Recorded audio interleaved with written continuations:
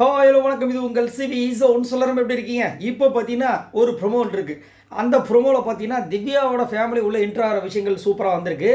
ஆனால் எனக்கு ஒரு சில டவுட்ஸ் இருக்குது. சரி, அதை பற்றி பார்க்கலாம். அதுக்கு முன்னாடி பார்க்குற எல்லாருமே நம்மளோட சேனலை சப்ஸ்கிரைப் பண்ணிட்டு பாருங்கள், லைக் பண்ணுங்கள், கமெண்ட் பண்ணுங்கள், ஷேர் பண்ணுங்கள். இப்போ வாங்க அந்த வீடியோக்குள்ளே போகலாம். ஸோ காலையில் அமித்தோட ஃபேமிலி வந்திருப்பாங்க.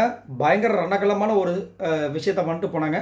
விஜயபுரம் அதோடு டவுன் ஆனவங்க தான், அப்படியே ஒரு மாதிரி தான் இருக்காங்க. இப்போது திவ்யாவோட ஃபேமிலி வர போகிறாங்க. ஆல்ரெடி ஒரு ப்ரொமோ வந்துச்சு, அதுலேயே பார்த்துருப்பீங்க. கலாச்சி தள்ளியிருப்பாங்க விஜய் பார்வதியை.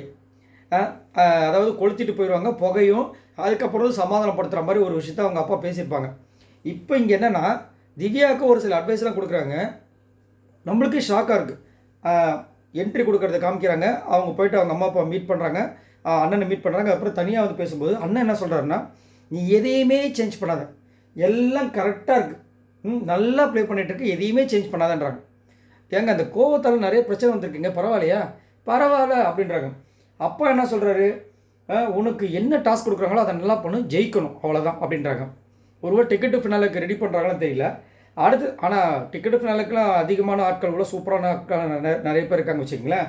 அது வந்து கண்டிப்பாக இவங்களால கஷ்டம். அதுக்கு கனி, அதுக்கப்புறம் நம்ம கானா வினோத்து, கமருதி இவங்களாம் இருக்காங்க.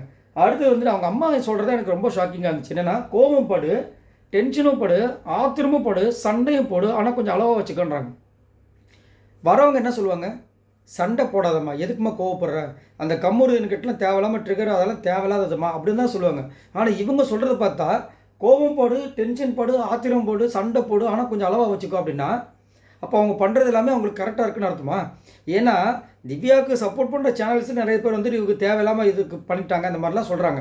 ஆனால் வீட்டில் வந்த பேரண்ட்ஸ் வந்து எப்பயுமே என்ன சொல்லுவாங்க, இந்த மாதிரி நீ பண்ணாதம்மா, இது கொஞ்சம் வெளியில் ஒரு மாதிரி இருக்குமா அப்படி தான் சொல்லுவாங்க. ஆனால் இங்கே என்ன நடக்குதுன்னா, படு, ஏன் படு, ஏன்னா நீ அவங்க கோவப்படுறது எல்லாமே அகென்ஸ்டாக பார்த்தீங்கன்னா விஜய் பார்வதிக்கு மட்டும்தான்.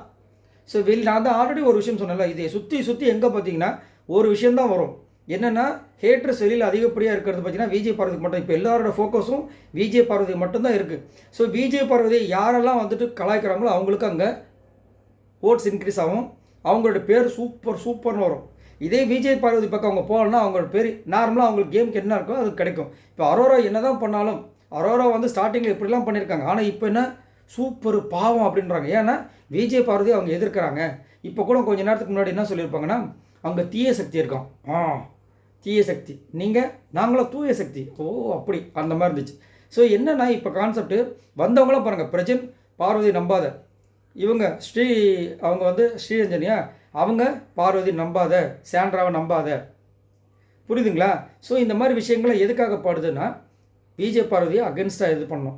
அதை பண்ணால் நம்மளுக்கு ஆட்டோமேட்டிக்காக ஓட்டு இன்க்ரீஸ் ஆகிடும், பிரச்சனையே கிடையாது. அதேமாதிரி திவ்யா இது வரைக்கும் எப்படி அவங்களோட கேம் இருக்குன்னா, முக்கியமாக பாருங்கள், எடுத்து பார்த்தீங்கன்னா பெருசாக எதுவுமே இல்லை. ஃபஸ்ட்டு வாட்டி கேப்டன் இருந்தாங்க, அதுக்கப்புறம் கேப்டனே ஆகவே இல்லை. கரெக்டுங்களா? அவங்களுக்கு கோவம் தான் பெரிய மைனஸ் பாயிண்ட்டாகவும் இருக்குது. ஆனால் அதை வந்து இவங்க இங்கே சுட்டி காட்டாமல் என்ன பண்ணுறாங்க, நீ நல்லா பாடுன்றாங்க. அவங்க கோவம் எங்கே யார்கிட்ட படுறாங்க, விஜய் பார்வதிக்கிட்டையும் அதிகப்படியாக கமருதிக்கிட்டையும். பட் கமருதிக்கிட்ட இப்போ கொஞ்சம் சைலண்ட் ஆகிட்டாங்க. ஆனால் விஜய் பார்வதிக்கிட்ட மட்டும் போயிட்டு அது நீ படுன்றாங்க. சரி, ஓகே, இதை பற்றி உங்களோட கருத்துக்களை சொல்லுங்கள். பாய் நண்பர்களே.